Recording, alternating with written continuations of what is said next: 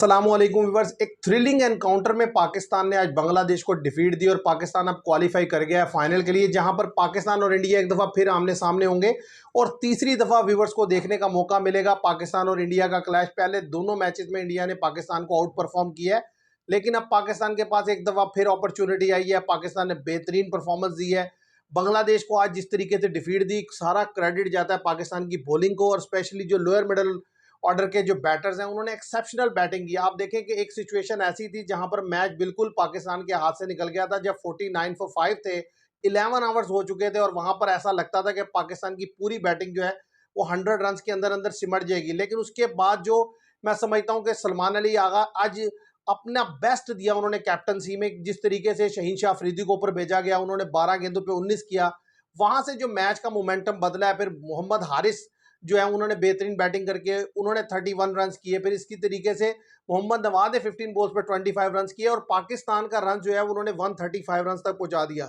लेकिन उसके बाद जो आकर बॉलिंग की है पाकिस्तान के बॉलर ने, एक एक बॉलर ने अपना जिसे कहते हैं ना बेस्ट दिया है, हक अदा किया है कि हाँ भाई, जो वाकई जिससे कहा जाता है कि बॉलिंग आज वो देखने को मिली है। किसी लड़के ने भी अपनी तरफ से कोई लूज नहीं किया, बेहतर से बेहतर गेंद की। और शहीन शाह अफरीदी तो आज वाकई उस टच में नजर आए, उस तरीके की बॉलिंग में नजर आए जिस तरीके से 2021 में उन्होंने स्पेल किए थे। कमाल की बॉलिंग थी। आउट स्विंगर, इन स्विंगर, बांग्लादेशी बैट्समैनों को पहले 2 ओवर 3 ओवर जो उन्होंने किए समझ नहीं लगने दी कि गेंद कहां से निकल रही है और 2 विकेट्स उन्होंने लिए। मैं समझता हूं और वो मैन ऑफ द मैच है, क्योंकि जिस तरीके से उन्होंने गेम का मोमेंटम उठाया 12 गेंदों पे 19 करके, फिर 3 विकेट लिए। शमीम हुसैन एक सिचुएशन पर आकर बड़ा जबरदस्त खेल रहे थे, उनको भी उन्होंने निकाला। तो मैं समझता हूं कि पूरे मैच में शहीन शाह अफरीदी छाए हुए थे। लेकिन अगर हारिस रऊफ की बात ना की जाए तो वो भी गलत होगा। जिस तरीके से वो पहले स्पेल में आए, जितना वो चार्ज अप होते हैं, जितनी पेस से वो गेंद करते हैं, एक्सेप्शनल बॉलिंग करते हैं। रन्स बेशक भले उन्हें लग जाए, लेकिन पता चलता है कि वो हर मैच में अपना 100% देते हैं। और देखें, एक सिचुएशन में ऐसे आए कि वो गिर गए, लगा कि शायद अब वो मजीद बॉल ना करे, लेकिन वो उठे और उसके बाद उठकर 2 विकेट लिए उन्होंने। तो पूरी टीम जिस तरीके से आज खेल रही थी, आप फील्डिंग देखें, पाकिस्तान की कैचिंग देखें, एवरीथिंग वाज फ्लॉलेस, यानी कि फिनोमिनल थी। जिस चीज ने पाकिस्तान को पहुंचा दिया फाइनल में, वरना अदरवाइज इतना इजी नहीं था 135 रन यहां पर जो है डिफेंड करना। जिस तरह की कंडीशन थी, ड्यू फैक्टर था, सारा कुछ था उसमें। अब चाहे अबरार हो, मोहम्मद नवाज, साइम अयूब बैटिंग में तो इंतहाई पुअर हैं, मुसलसल डक पे डक ले रहे हैं। लेकिन बॉलिंग में हक अदा किया। 4 ओवर में 18 रन देकर 2 विकेट लिए। पाकिस्तान ने किसी भी फेज में खुलकर बांग्लादेशी बैटर्स को खेलने नहीं दिया और प्रेशर बनाए रखा है, फील्ड से भी, कैचिंग से भी, बॉलिंग से भी, हर लिहाज से जो है उन्होंने उन्हें फंसा के रखा है, जिसकी वजह से वो गलतियां करते रहे उनके बैटर और मैच पाकिस्तान निकाल के ले गया। बांग्लादेश की तरफ से जो बॉलिंग थी उसमें तस्कीन अहमद ने नो डाउट बड़ी जबरदस्त बॉलिंग की, 3 विकेट्स लिए। इरशाद हुसैन ने 2 विकेट लिए।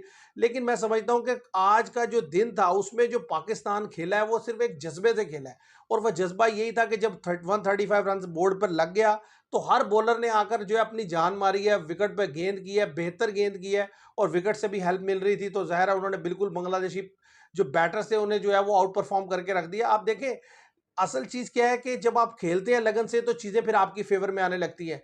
लेकिन अगर आप दूसरी तरफ पाकिस्तान के जो टॉप ऑर्डर के बैटर्स हैं उनके बारे में बात ना कीजिए तो वो भी गलत होगी, क्योंकि एक दफा फिर उन्होंने जो है पाकिस्तान को लट डाउन किया है। कि आप देखें कि साहिबजादा फरहान आते ही आउट हुए पहले ओवर में। लेकिन अफसोस की बात यह है कि सेकंड ओवर साइम अयूब खेलने के लिए आते हैं। अब उनको ये पता भी है कि अभी 1 विकेट पहले ओवर में जा चुकी है, इवन देन वो इतनी लूज शॉट खेलते हैं और आउट हो जाते हैं, जबकि वो देख रहे हैं कि फखर जमान जो है मेहदी हसन मिराज के अगेंस्ट चार्ज करते हैं, बीट हो जाते हैं और आप सिमिलर डिलीवरी पर उसी तरीके से शॉट खेलकर आउट हो जाते हैं और 2 ओवर्स में 5-2 डाउन हो जाते हैं।